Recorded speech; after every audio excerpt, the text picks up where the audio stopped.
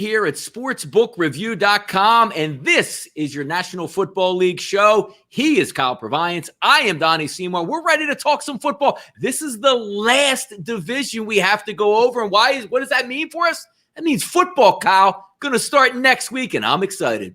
Oh, me too. What, we 5 days away? 6 days away? Six days away. Oh, boy. I mean, it doesn't seem real. It seems weird that it's so close just because it's been a weird buildup to it. I'm getting really excited. You can feel it in the air. It's colder in the mornings. It's September. I feel really, really good about it. Excited for next week. Excited for Tuesday's show. I mean, a Tuesday and not a Monday. A nice little, I might play some golf on Monday. I mean, I'm just feeling good about it. Holiday, man. Yeah, it's like a football holiday Monday. Yep. Yeah, exactly. I'm really excited about it. The AFC West, it's kind of a straightforward division for me. That it's going to be those middle teams, besides Kansas City, they're going to be kind of hard to figure out. I think there's just a lot of unknowns with all three of those teams. Obviously not great quarterback play in this. It's never my favorite division to watch. Never has been, really. Now Mahomes makes it a little more exciting now because he just does crazy things that you've never seen before. But I'm excited. It's the last division. Let's get to Thursday night. No, it's going to be good. And we take a look at this division too. Out west, I'm an East Coast guy, so it doesn't get a lot of shine because it's those 4:00 games. But you're talking about the Kansas City Chiefs, obviously Super Bowl champion Kansas City Chiefs.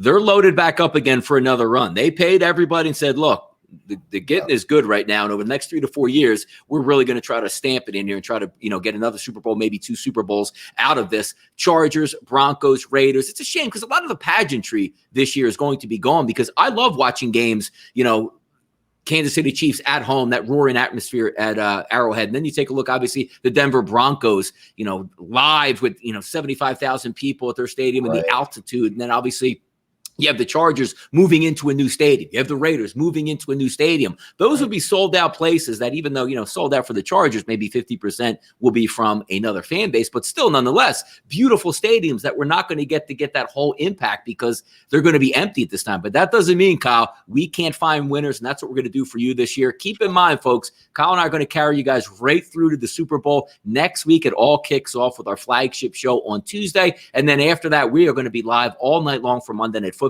Tuesday shows, Thursday shows, and then the best show of the week, which I love doing, is the kickoff show, 12 o'clock Eastern time to 1 p.m., getting you ready for your football Sunday. Kyle's a huge DFS guy, which is an awesome addition this year, along with, obviously, gambling stuff. A lot of questions to be able to go back and forth. If you haven't done so yet, Kyle, we finally clicked over to 60,000 subscribers here at sportsbookreview.com, and we hope to up that maybe 70,000 by the time we kick off next week, which will be a lot of fun to do. But subscribe to it, get the notification bell on. This is your NFL home right here. Let's not waste any more time here on a football Friday and talk some NFL football. Of course, let's go over just a brief synopsis of the division itself before we go team by team. Chiefs are a heavy favorite, minus 420. But those next two teams in there, Kyle, there's a lot of talent. And we're not talking about, a price of $265 to win the division. You're talking about 7-1s, 11-1s to win the division. We'll see what the Raiders end up doing. But I sort of agree just on the front of it. Kansas City's the best team. But those two teams in the middle, they're going to fight each other. And there's a lot of talent on those two football teams.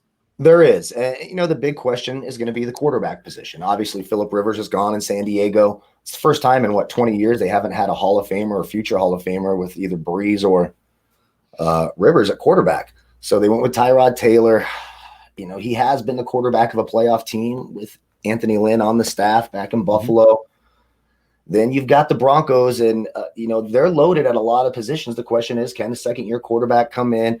Pro Football Focus has him ranked as the last-rated starting quarterback in the league. You have other people who think this guy's going to be a superstar, including his own defense. Linebacker Von Miller thinks he's a superstar. So, of course, he's going to say that. I mean, he's not going to go out and say, my new quarterback sucks, and this is going to be a long year. I wish we had Joe Flacco. Yeah, I wish Joe Flacco was back. Oh, God, can you imagine saying that? So there is talent. I just think there's some unknowns, and a couple of those players, swap teams. Melvin Gordon left those Chargers to head over to Denver. I do think the no fans actually helps the Chargers more than any other team because they're just not loved in LA. It's true. They simply aren't. I think they kind of missed the boat by not trading up and getting Tua. I thought that would have gone a long way with growing the fan base in LA. I fully expected them to do it. Instead, they go Justin Herbert. a guy out of Oregon. We'll get to all that when we get to the Chargers. But yeah, the Chargers, it is a shame, but the NFL does it to themselves, but it's all about making money. As an owner, you're going to look at saying, well, I can stay in San Diego where I do have somewhat of a fan base here. I have an older stadium. They're not going to give me a new one. Why don't I move up about 100 miles and hit the LA market, double my franchise value? Yeah, everybody's going to hate me, but my wallet's going to be really fat in as owner. So from a business standpoint, I do understand, but it's got to be odd. Like you watch even forget about even Hard Knocks where both the Chargers and also the Rams are on. But when you're a player for the Chargers, it has to feel good. Like, let's just say the division, like, hey, you're going to the Kansas City Chiefs. Forget about Andy Reid, the head coach, and they won a Super Bowl. Isn't it nice to walk out in the stadium and have a roaring crowd for your back each and every weekend? The Giants fans, the Eagles fans, even the Cowboy fans. It's nice to have the Pittsburgh Steelers fans, whoever. And then you go out and it's like, are we the home team here? Because I'm seeing all red in my home stadium for the Chargers. It's got to be a wild thing, and it's a shame that it happens. Now, look, the check still cashes each Tuesday morning for these guys, but isn't it more fun to be loved? Like if you're going to do a rock band and you say, hey, I just played in front of 75,000 people, and then the next weekend you're playing in front of 30 people. It's like, whoa, man, what a shock, man. Yeah, I know. I was at the Chargers-Packers game last year. Where are you? There you go. Okay. Yeah, we were actually watching from the field, and we were in front of the Packers fans, and we were 5 times. Thanks for the sticker. That's really cool. There you go. It's going to be hard. I have a pretty good idea who that is because he says this better not be Emma Holmes' ass kissing session. I'm pretty sure I know who that is. It's going to be hard not to do that. Charger fan, yeah. Well, yeah, it's a big Charger fan. But it was bizarre. I mean, it was certainly louder for the Packers. And it was like that for every game. So I think that benefits them. The Chiefs are one of the few teams they're saying they're going to have fans in the stands for their game on Thursday. I just hope that doesn't turn into games being suspended or postponed. If some, perception's reality, if something goes wrong there, that could throw the whole season out of whack. We'll just have to see how it goes. It's going to be interesting. It is an interesting division. I get, after the Chiefs. It is. Yep. And it's a nice wind down division too. It's not like, I'm going to talk some bad football teams. And we're talking the Kansas City Chiefs minus 420 to win the division here, Kyle. Team total 11.5. Now, normally you see 11.5. It's like, hey, plus 100, maybe get some money. No, it's minus 125. So you're going to have to get the 12 wins post Super Bowl when you now have that target on your back. Now you have the best player in the world in Patrick Mahomes as your quarterback, and he's healthy. You're returning a numerous amount of starters from that team. You paid everybody. Nobody's sitting this out saying, I won a Super Bowl last year. You didn't pay me. They paid everybody under the sun who deserved to get paid. So now you got a lot of fat, happy cats over there, but they are going to return. Now, here's the interesting part, Kyle. It's the same thing I bring up again. Looking at Seattle and looking at the New Orleans Saints, you have one of the single best home field advantages in the world that you're now not going to have. And that has to play into something because when you go to Arrowhead, yes, the Chiefs are a very good football team, but when you turn up that crowd noise and the other team can't hear, it is devastating. Now that's not going to be the case. So instead of saying, hey, Arrowhead, if you have a 7-point game, on the lines, maybe it's not a 7-point game truly. Maybe it's only a 4-point game now because the 7 was the extra 3 for that home field advantage. We'll see how that plays out. But this team is loaded. Andy Reid's a great coach, great coaching staff. Front office, Mahomes is tied up. Your tight end's tied up. Your defensive linemen are tied up. This is going to be a good team to watch out for. They open up next week, and you can already see it, Kyle. It's minus 10. They're expected to just obliterate the Houston Texans on opening night and get on with their season. I don't advocate a minus 420 because in football, it's only about an injury away. And last year, watching on Monday Night Football versus the Broncos, you might have thought Mahomes might have been out for the season. And there goes the Chargers or the Chiefs' hopes. They don't win the Super Bowl, but Superman comes back in like a week and a half and plays on a bum knee. And there they go off and running into the bowl. Minus 420, it's too expensive for me, but they are the best team in the division for me, Kyle. Oh, yeah, no doubt about it. And there's going to be some difficulties for the Chiefs to start out. Bashad Breeland suspended for 4 games. When you looked at that team last year, they, Kendall Fuller, they shipped out. So it's just Charvarius Ward and some young guys. Of course, they still have the Honey Badger back there. But Kansas City was very vulnerable up front to the run. Now, they kind of tightened that up the second half of the season. I think they were, in the top 3 in rushing yards allowed per game. But the way to beat the Chiefs, you even saw it in the Super Bowl, the 49ers had that formula, run it down their throats. They give up 5 yards a carry, keep Mahomes off the field, and hope your quarterback can make plays when the time is right. And that's going to be the problem in this division.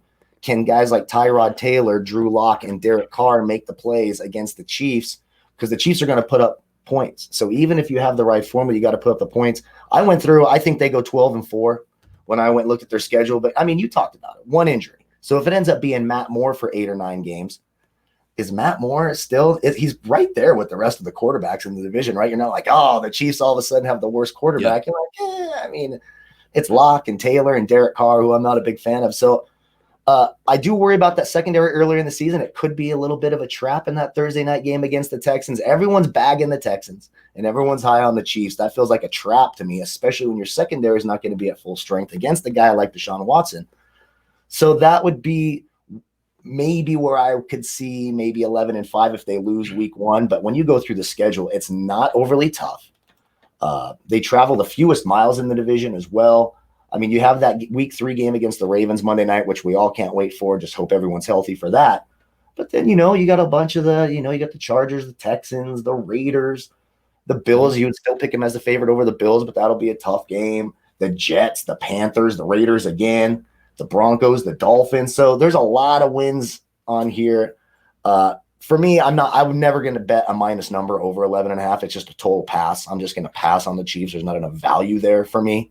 But I can see 12 wins for them. I don't think you're crazy to make that bet. It just, I'm not trying to bet minus numbers to get to 12 wins. It's not happening. No, you take a look. The quarterback is just he's just sensational, and you put him surrounded by a track team out here, as you see. Kevin M says, "Will that rookie running back perform?" He's a perfect fit. Like that's just a luxury addition that you have at the end of the first round. Hey, what do we really need? Well, let's just add a guy that can catch out of the backfield and a dynamic runner out of LSU, and that's Clyde Edwards-Helaire. And then you match him up, and you look at the wide receiver depth: Tyreek Hill, speedster; Sammy Watkins, a good chain mover, as we like to say; Demarcus Robinson, McCall Hardman, speedster; solid offensive line all the way across the board.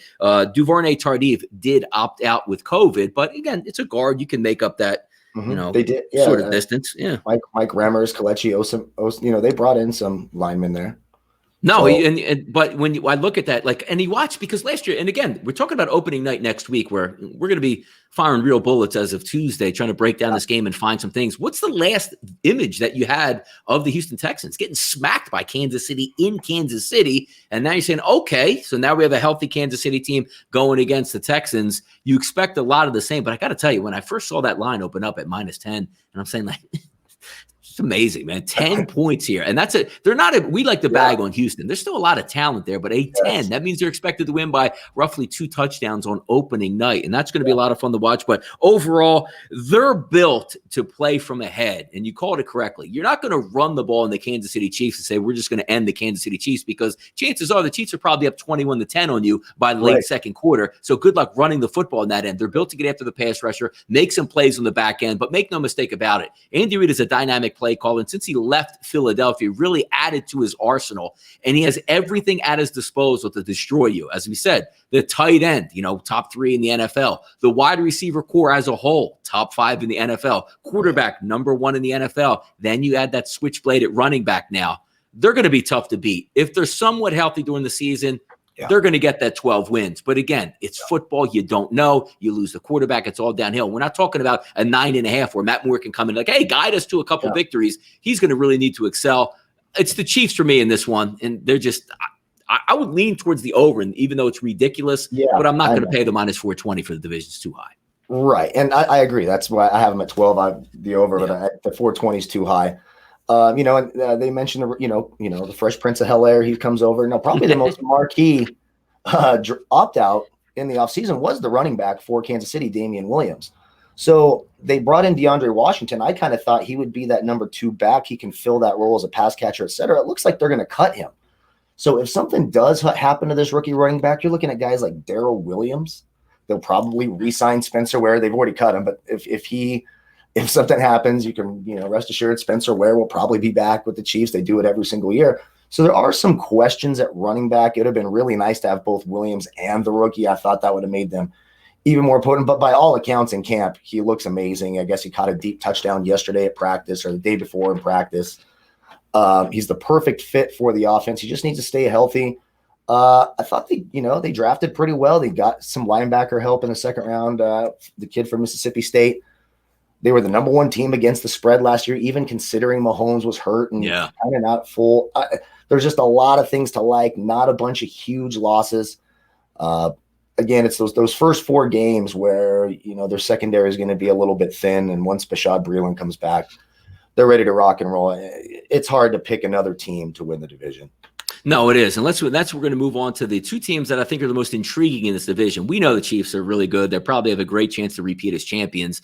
The Las Vegas Raiders, we'll see, sort of a mixed bag here that, the autumn wind is a Raider. We're crazy. We might pick up Antonio Brown. That's all down the line. But the 2 teams I like to focus the meat on are the Los Angeles Chargers and the Denver Broncos. We'll start with the Chargers. And I got to say, Kyle, just first off, I love this team for the regular season. I think they're built for a really good regular season.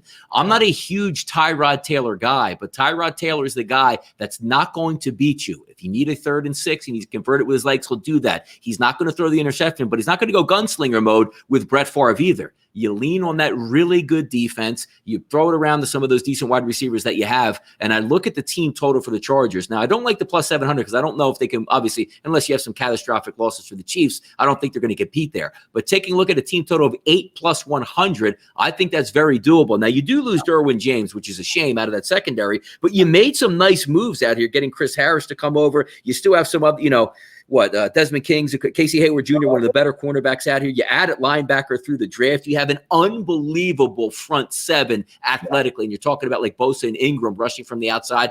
I really like this football team to get that team total, make a push for the playoffs. Don't think it's there for the division, but there's a lot to like here. Again, as long as they don't go to the rookie quarterback, I think Tyrod's a really good regular season quarterback to get that 9-win type that you're going to need to cover. Yeah, completely agree. And you talked about it's Tyrod Taylor. He did go 11-5, took those Bills to the playoffs. Mm-hmm. And if you remember watching the Chargers, it's not the best offensive line. They kind of struggle in pass protection. And you saw Phillip Rivers. That's why the turnovers are so high. He was just a sitting duck, and he either crumbled to the ground or give a guy like Mike Williams a chance to jump up and catch it. Now they're going to be without Mike Williams, it looks like, for a little while. So that does hurt the offense. They lost Melvin Gordon. So the job is Austin Eckler's. You're going to see a lot of running back screens and flare routes to those running backs and short little in routes to Keenan Allen. You have Hunter Henry kind of trying to stretch the defense in the middle, kind of push those safeties back. That's what you're going to get. And Tyrod Taylor is going to have to make plays with his legs, because you mentioned that defense is built. That's a Super Bowl defense. With that pass rush and that secondary, it really is. It's just the questions on the offensive side of the ball. Not a great offensive line. Not really a traditional running back. I like Eckler a lot. I do too. But right now, who's going to be their change of pace guy or their short yardage guy? Is it going to be Josh Kelly out of UCLA? Justin Jackson, he's a little banged up. They didn't really. So I would watch the waiver wire if I'm a Charger fan, especially if I'm betting on the Chargers. It wouldn't surprise me to see them bring in maybe a guy like Adrian Peterson, who says he still wants to play. That wouldn't shock me at all. A short yardage back that can get the tough yards when you need them, sort of an insurance policy. So there's going to be some players. A guy like DeAndre Washington, who it looks like the Chiefs are going to cut, I think is a great option too. He looked good for the Raiders filling in when Josh Jacobs was injured last year. I like the Chargers defense a lot. Lots of questions on offense. I wish they would have traded up for Tua. I really think that could have excited that fan base and brought some. I mean, was there a more recognizable college football player than Tua? I mean, even when he was hurt and not playing, all we talked about was Tua. What's going to happen? Tua. And then they decide they had the draft capital to do it. They had 2 first-round picks, and instead they take Justin Herbert out of Oregon. Look, they've had success with one Oregon quarterback in the team's history, Dan Fouts, back in the 70s and 80s. He was an Oregon product. But then look at the Oregon quarterback since then. I mean, the Joey Harringtons, the Mariotas, the Achilles Smiths. Bill Musgrave, who turned into a decent coordinator. I mean, these are the kinds of quarterbacks we're getting out of Oregon. Masoli. Jeremiah Masoli. There you go. So there's just a lot of these guys. By all accounts, he doesn't look great in camp. I mean, Anthony Lynn kind of came out and called him out and said, look, Tyrod Taylor's a starter unless one of these guys wants to try to take the job. So that's not a glowing endorsement for me. When you hear something like that, it looks like Tyrod's their guy. Now, when I'm looking at their schedule, I think the Chargers could be a sneaky wild card team this year if Tyrod Taylor plays well enough, just because the defense is so good. Bringing in Linval Joseph, brought in Brian Bulaga and Trey Turner. So even if the Chris Harris addition you talked about was a great addition. Just a great addition. It is a bummer about Derwin James, but he missed 12 games last year and they were still a top, 6 or 7 defense in the league. That young kid Adderley is going to fill in just fine for him. But when I went through the Chargers schedule, I had him at 9-7, and you're finding some books that have their win total at 7.5. Yeah, you're finding 7.5s. I mean, I slam that bet. I think they easily get to 8 wins. The question is, will they get to 9, maybe 10, and sneak into the playoffs? I think they sneak in as a 9-7 wild card team. That's probably the best case scenario for them, and then they most likely lose a road playoff game in the first round.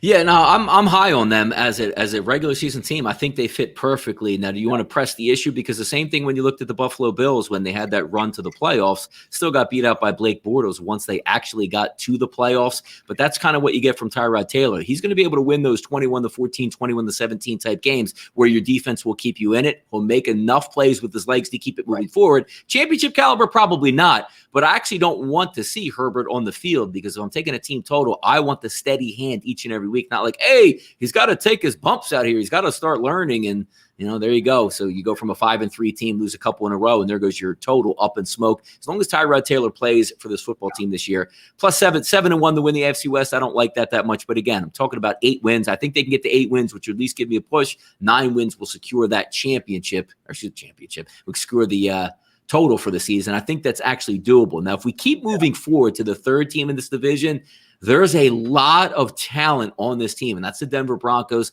as they sit plus 1,100 to win the AFC West and a team total of 7.5. So another team that you're waiting to get to that 8-8 level. Now, look, you brought up at the beginning of the show, we're talking about Drew Lock. That's the key to everything here. Do they have a pass rush? Yes, they do. Do they have the secondary? Yes, they do. They have athletic linebackers, even though they just cut one of them today. Yes, they do. Look at the offensive side of the ball. When you want your young quarterback to get weapons, they went and said, I got 3 wide receivers for you that you're going to be able to stay with for 5 years. They're going to be fast. They're going to be able to make plays and get after it. They did that for him. You want to go get a running back who's a vet who can handle the load when he's healthy? They went out and got Drew Lock that as well. Now, here's the interesting thing because he is a wild card. So when you take a look, if he plays really well, that 7.5, Kyle, is definitely doable. But I would have felt so much better if you had a veteran presence at quarterback that says, look, and Flacco was awful last year. So I'm not saying maybe they could have kept Flacco for another year. He was absolutely atrocious. But just a mid-level quarterback that can just keep the chains moving. This team can do damage. But again, wild card young quarterback. I still like that 7.5 total, to be honest, because I think they have enough talent to get to 8-8. But if the quarterback comes out and I'm a young Brett Favre, I'm slinging it all over the place, that's a 6-10 football team. If the quarterback makes strides and plays well with his new weapons, I could see 9 wins here, Kyle. Yeah, and you meant Drew Lock is the key, and even the emergence of Noah Fant, who looked like a really exciting young tight end last year. Cortland Sutton, of course, and then they have the two-headed monster again. It was Phillip Lindsay, Royce Freeman. Now it's Melvin Gordon. Phillip Lindsay. That's certainly an upgrade. Yep. I don't know how much. I have them at 8-8 right now when I went through their schedule. Again, that's predicting this. Well, we don't know what kind of injuries and things are going to happen. So, and just to kind of bag on Flacco a little more, if Joe Flacco is so bad that he's bagging up Sam Darnold, he's backing up Sam Darnold. When I last looked, my last ESPN mock draft, when I looked at the ADP, Sam Darnold's being drafted in fantasy leagues after Colin Kaepernick, who doesn't even play in the league, just to give you an idea. Well, give me in that draft. What kind of draft is that? But just to give you an idea how bad Sam Darnold is and how bad everyone thinks he is. And then you got Flacco, can't even beat him for the job. But yeah, you're right. Imagine if Phillip Rivers would have went here, I would be much higher on Denver than I am now. I do think they have a good offensive line. Love the defense. They did lose Chris Harris to the Chargers, but then they bring in AJ Bouye, who's a terrific corner. Yep. I think 8 wins is right. And if Drew Lock just proves everyone wrong and comes out with this, Mahomes type second year where he just lights the world on fire, then yeah, you're looking at a playoff team. Right now, I like the over 7.5 as well. I think 8 wins is about right. I think they probably have a 10-win ceiling. Another terrific defense, the pass rush. You want to see Von Miller and everyone stay healthy. I can't find a hole on this team that I don't like other than the quarterback. I mean, they had 7 wins last year, and you talk about like a train wreck. You're also talking about a team that won 4 of 5 to end the season, beating the Chargers, went to Houston and won that game, lost to Kansas City, which is no shame in that, beat Detroit, and also beat Oakland to end the year. So at least you got the young quarterback some looks around the NFL, had some success. And again, I love the fact that they go out. You already had a young, dominant wide receiver emerging in Cortland Sutton. You go out in the first round, you spend your pick on Jerry Jeudy, who I thought was the best wide receiver in college football last year, and then you double down down and you get almost Jerry Jeudy light with KJ Hamler out of Penn State.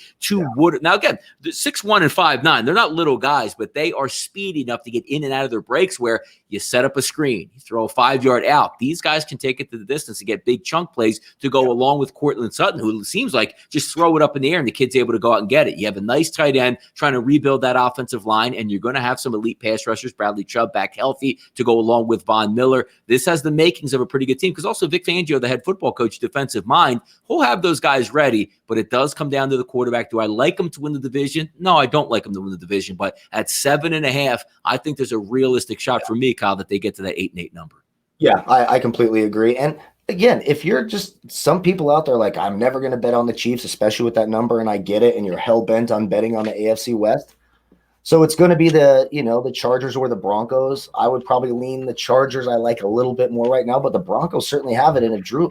Here's the main difference for me. We know the ceiling of Tyrod Taylor. We do not know the ceiling of Drew Lock. We just don't know what we're going to get. He looked, for a rookie quarterback last year taking over in a tough situation, he looked pretty good. We'll just have to see. Some of the metrics I see on it, it changes my mind, and then I'm like, I could get there. I know there's a lot of hype around the Broncos. I'm not going to be overly surprised if they go 9-7 and take that second wild card spot from the Chargers. I think those two teams are about interchangeable. They're pretty equal. Slight edge of the Chargers. I got the Chargers 9-7 and Denver 8-8, and hitting over that 7.5. Yeah, because you're looking at basic quarterbacks. When it boils down to it, it's like a good pitcher in baseball. You got Max Scherzer versus some tomato can. Yeah, you're going to like the Washington Nationals. Yeah. When you take a look at this division and you just line up quarterback and they say, all right, here's the game this week. It's going to be Drew Lock versus Patrick Mahomes. So, all right, I know who I'm taking in this game. And then you flip it over and you say, Mahomes, is Tyrod Taylor going to outduel Patrick Mahomes? Like, can Tyrod Taylor reach down in his pocket and go 35 for 41 for 440 and 4 scores and outduel the Chiefs? Probably not the case. And then you look at, Carr, who's a good talent, but just every year's a referendum on, should Carr be with the Raiders? Does he need a new contract? He's getting paid well. He has a great week this week. He's terrible this week. He's playing this week to get into the playoffs. He broke his leg and he's crying on the field. I mean, it's a whole mix with Carr. So why don't we bring in the Las Vegas Raiders, new to Las Vegas?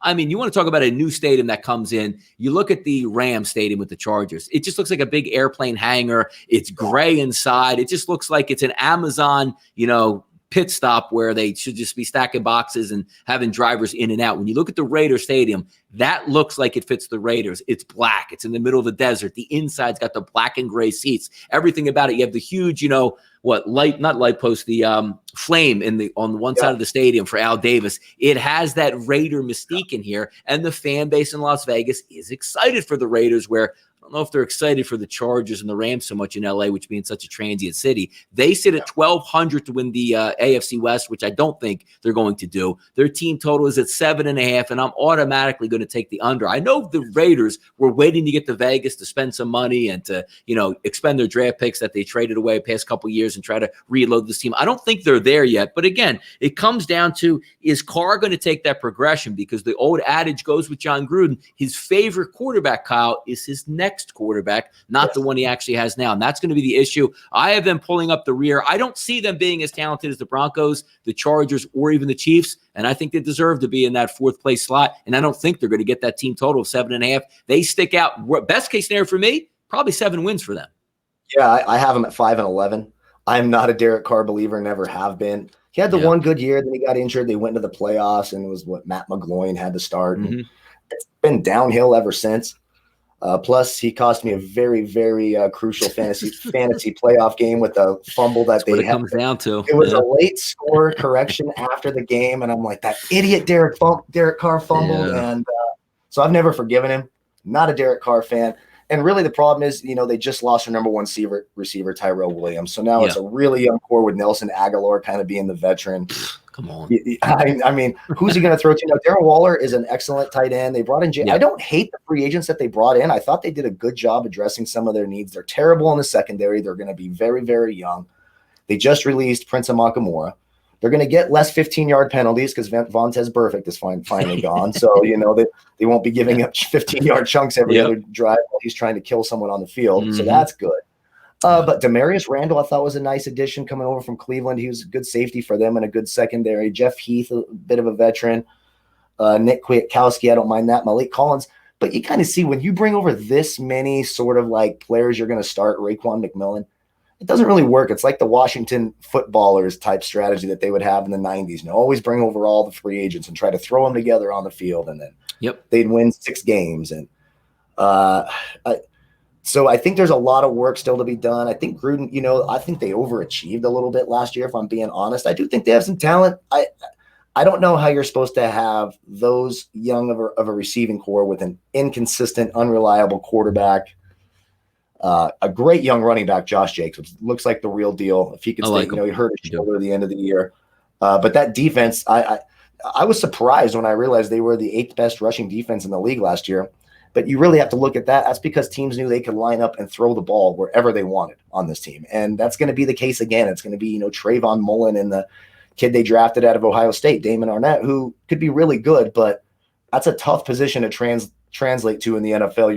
You're going to have growing pains as a rookie starter at corner in the NFL, especially if you're up there trying to play man coverage with some of these elite receivers in this division. So, I got him at 5 wins, maybe 6. I don't want to bag on John Gruden too much because I think he's done a better job than I thought he was going to do with this team. They need a quarterback, plain and simple.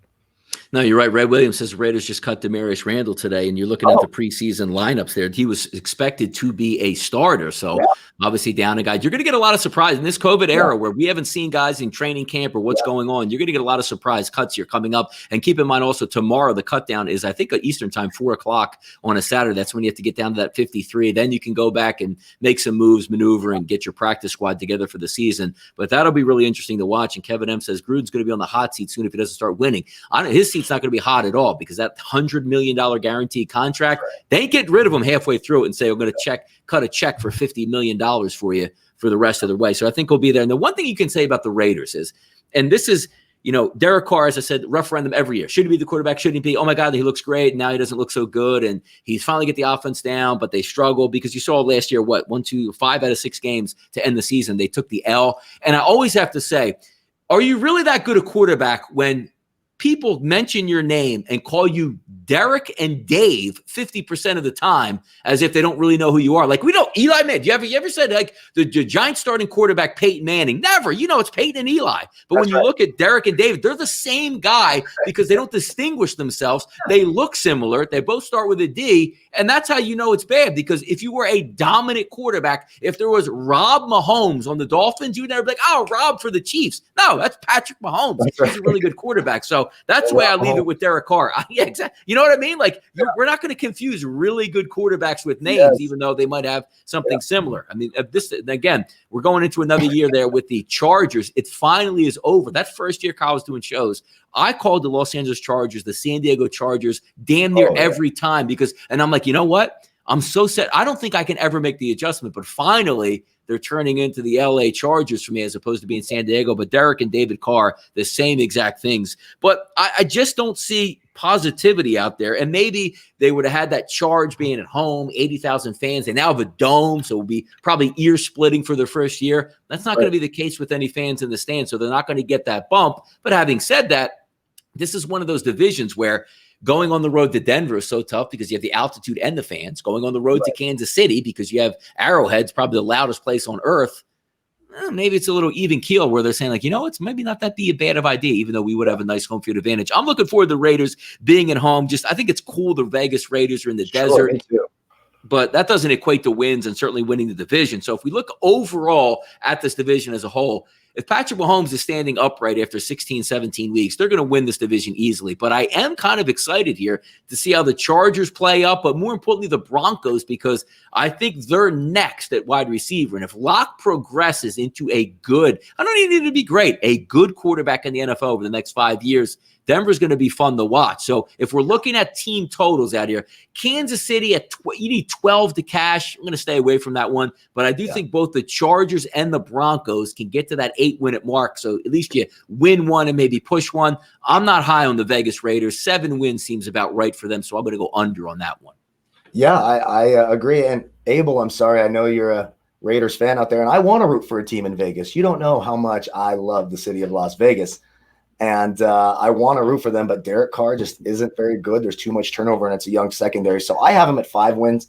the schedule doesn't do them any favors either. When you look, they have the Panthers a winnable game week 1, and then it's a slew of playoff teams or expected playoff teams, and they're the least talented team, and they are by far the least talented team in that division. Absolutely, and they're very, very young, the youngest team in the division as well. The Chiefs 12-4. Again, I'm not betting negative numbers on a favorite, but like if I had, the proverbial gun to the head and had to pick, I would say they go to 12 wins and go over the 11.5 and win the division. I got, again, the Chargers at 9 wins. I think they go over. I think you have 3 teams in this division that realistically go over their win totals. Denver, to me, has the highest upside besides the Chiefs, where if Drew Lock is just this player that I'm underrating right now, they certainly have the talent to exceed expectations. I like the 8 wins for them. And then again, the Raiders. How about this, Abel? I'll give them 6-10. How's that instead of 5-11? I'll throw them a bone somewhere out there and give them 6 wins. Yep, you get a nice draft pick next year, so that'll be your consolation prize. But if we're looking like the middle of the pack type team where I can see like that steady heartbeat would be the Chargers in that division. And then I just want to see what the Broncos come out, because again, it is going to be factored on their young quarterback to see how he progressive. Right. There's no chance that he has everything he needs, even though he got some young wide receivers. You could put up some numbers, and you got a defense that's going to be able to get after it to sort of back you up. And yes, if there's going to be no fans, what's the best thing in that division for home field advantage? The altitude that they actually play at. Somebody brought up a good part in the chat box here. It said, in a COVID era where guys weren't working out that much, you're not going to have fans. That's probably the best home field advantage all throughout football is going to be the Denver Broncos here, Kyle. Yeah, absolutely. Less time to spend there. And normally you would say Kansas City's competing with that, or, a little bit louder, but it's going to be definitely different. And I do love the Derek Carr. Really the only difference is Derek Carr didn't get sacked 9 million times his rookie year. He'd exactly the same. His head exploded. Yeah, poor guy. And then, he had some okay plays. They did beat the Dallas Cowboys opening night of their first game of all time, which was awesomely embarrassing for the Cowboys. So I did enjoy that out of them. But, yes, absolutely. I do remember that. And I remember him. I think he had some backup stints with the Giants where he came in and looked okay. He did. So whatever. But yeah, I'm right there with you. I got 12, 9, 8, and 6 just for you, Abel, even though I really believe it's 5. I wouldn't be shocked to see him only win 5 games. And the AFC West. But I do like the upside of those 2 teams. Tyrod Taylor and Drew Lock are some wild cards there. Certainly have the defenses to get it done and sneak into as one of those last playoff teams. You could tell we're getting ready for game week here as we now have some, matching, at least, logo-wise in the background here. So we're trying to look a little bit professional here at sportsbookreview.com for a big NFL season. That'll wrap up our coverage of every single division. So if you guys want to go back there, check out SBRodds.com, sportsbookreview.com. But more importantly, if you missed any of the shows that we've done here, hit the link below, SBRpicks.com / as I've been corrected on NFL. Yes. That'll give you all the links that you need to go back. You can see all the shows, great write-ups all throughout football season. Your football home right there. And also the Pick 6 contest, Kyle, which I know I'll be in. You'll be in as well. Go head-to-head with SBR Pros. See if you can win your fair share of $50,000. And I live by this one motto, Kyle. If it's free, it's me. And I know you'll be in the the Pick 6 contest this year as well. Yeah, I'm taking all that money. It's mine this year. I can't wait. So get over there, especially Abel thinks I'm dead wrong. Get over there and beat me in the pick'em.